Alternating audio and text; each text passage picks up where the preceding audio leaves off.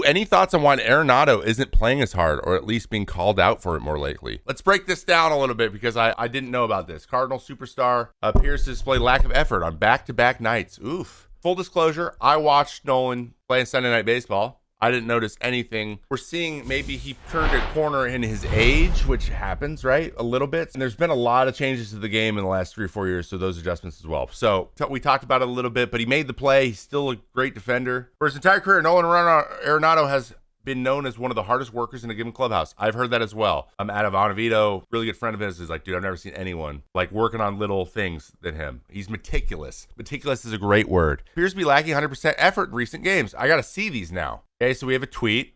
Whatever. Twitter's the worst. Okay, let's see that. Okay, we got him. Okay, let's see how he does it.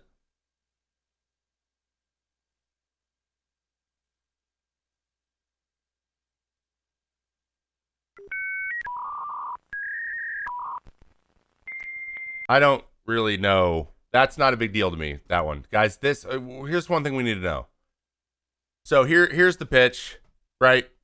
He hits it hard. He hits it all right at him. It's a one hopper. He's like, man, I don't know if CJ touched the base there, but Nolan's got no chance of being safe there. No chance. He's got no chance. So like fully running it out, like sprinting and trying to beat it, he's not going to beat it. He just simply isn't going to beat it. He's either going to be out by 5 steps or 2 steps or 1 step. He's going to be out. I'm okay with that. That didn't look like a lack of effort to me. I didn't see what he did out of the box though. That didn't seem too bad. But remember, and there's a caveat here. I want to be very clear here. The Cardinal way has a certain expectation about hustle and the showing hustle. And they would prefer eyewash hustle. They would prefer you to look like you're trying hard, even if you're not. I think that's pretty universal, but it's very, like, we've heard a lot about it when in relation to this team with Tyler O'Neill last year. Like, let's just put it this way. Giancarlo Stanton was doing what he does, rounding third, like trying to protect his ankles and stuff, because that's issues he had in the past on plays that might not be close. He would be decimated there. Decimated. It's part of the way. It's maybe the most old school organization in terms of that. And this is anecdotally, I've heard this through the grapevine. They still have a little bit of a propensity to do things just because they've always done them, not because it's helpful. Let's go to the next one. And then this one's on a fielded ball.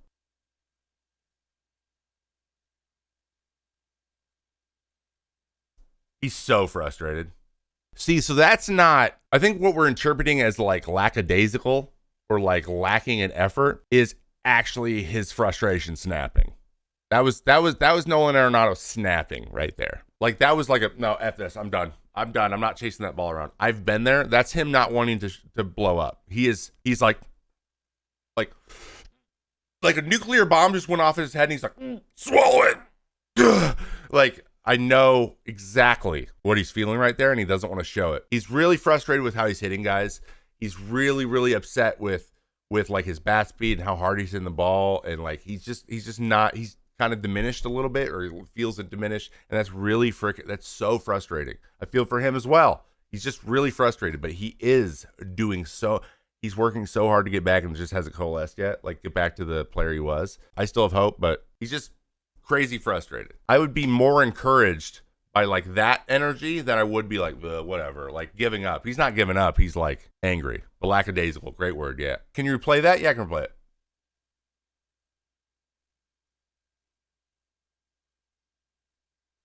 I don't think so.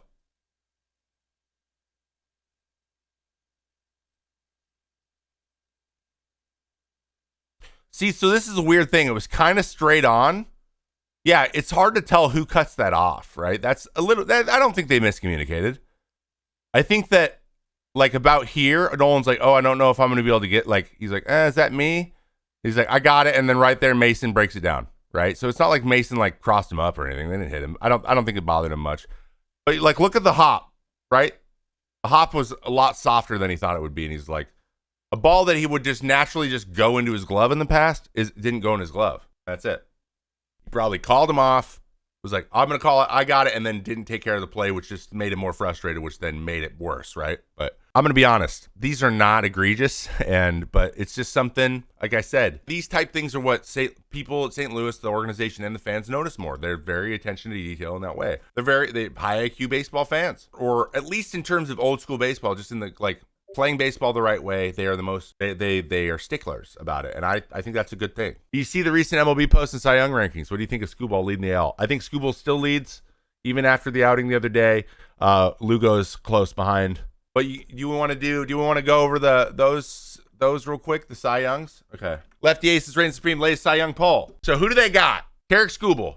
Skubal's running for the Triple Crown. He's tied for the American League lead in both ERA, strikeouts, and 12 wins. Ooh, wow. If you want a triple crown, that'd be crazy. Corbin Burns. Oh, yeah, I'd say Burns is right there, too. Is doing really well. Great record. Good ERA. He's on a really good team. He's got a legit chance, too. I think it comes down to innings. I really think this is going to come down to innings. But, yeah, I think Skubal, he's been leading it. If he keeps doing what he's doing, then it's his. And the only way someone would have to beat him is by like, decimating his innings by, like, a lot. He's got to throw, like, 30 more innings than him. Seth Lugo's throwing a lot of innings. Same thing with Kirby. Mariners had more than one starter than Cy Young.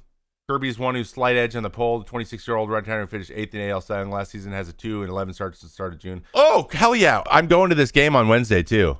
I got to watch Skubal versus Kirby. That's going to be awesome, man. And then Gilbert. He struggled his last outing out, but he's rushing innings. Honestly, I would put Logan Gilbert above Kirby at the moment, but he's got a 305 after the blow-up. And then National League, I will also say Chris Sale's leading that pretty handily with Zach Wheeler, who's just rock solid. Again, it's going to come down to innings. He's got 136. So I think Sale is more dominant. And if he throws more innings, if they throw the same amount of innings, he beats out Wheeler.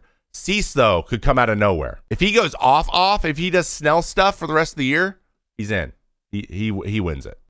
He's just not going to throw enough innings. I love that he's in the conversation. I hope it comes down to the wire. He's just not going to be able to throw enough innings. He's been very good. He's just not going to throw enough innings. And you should not give it to him with 130 innings or whatever he's going to have. Like, you just don't just give it to him. Please don't give it to him with 130 innings. And then Hunter Green, he's been really good lately. I agree with this fully. I think these are great picks. Like, this would probably be my list. All of these would be my list. Honestly, I would put Cease, just in terms of excitement, I give him like literally a millimeter above Zach Wheeler right now. I'd maybe switch these just because Zach Wheeler, this is what he does, and he just does this. Every start's this, but he's not like doing anything insane. He had pitched really well his last outing, but I don't know. He's just more electric. He's like more exciting. So is Sale. So that's the thing with it when it comes to the Cy Young. The same thing with Lugo, right? Skubal's more exciting, but Seth's so solid. You know what I mean? Are you going to pick the guy who's solid, or are you going to pick the guy who's exciting? And they're always going to pick the guy who's exciting. But like any other year, if someone else isn't throwing as well as Wheeler, he wins it. But other than that, man, I agree wholeheartedly with this list. It's funny how Green is so much better after tuning down the velo a little bit. It doesn't look like he's tuned down the velo on purpose. He's just throwing more off-speed pitches. Also, the fact that Hunter Green is 24 years old makes me want to throw up down my shirt. Are you serious? I think he's finally figuring out how to pitch and miss bats. He didn't do that very well before when he came up, and it drove me crazy because he threw so hard. He gave it way too much hard contact. If the Tigers suck again next year, do the Tigers trade Skubal? I would say it's much more likely, yeah. Because then they're like, okay, we're going to miss the train on him being part of our core that is successful again. Let's see what we can get for him. The rebuild didn't work, but for now, you stick with it because they have such young guys. They'll all have their second year under their belt, like another year of Riley Green, all the young dudes. I love that. Great call on that list.